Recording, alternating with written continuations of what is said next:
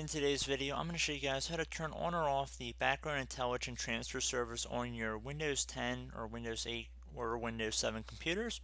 So this service is tied to Windows Update, and for whatever reason you might want to turn it on or off, this tutorial will be for you. So without further ado, let's jump right into it. And we're going to start by opening up the Start menu, and you want to proceed to type in Services. You want to select the best match, which should hopefully say Services here. Left click on that. Now you want to locate the background intelligent transfer service. Double click on it. Underneath startup type, if you're looking to turn it on whenever your computer turns on, you want to select automatic. And if you're looking to disable it or turn it off, just select disabled.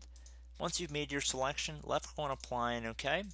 I would recommend that you close out of this window once you're done, and any open programs or applications you have on your computer as well. Restart your device, and hopefully your issue and the service has been resolved. So as always, thank you guys for watching this brief tutorial. I do hope I was able to help you out, and I look forward to catching you all in the next tutorial. Goodbye.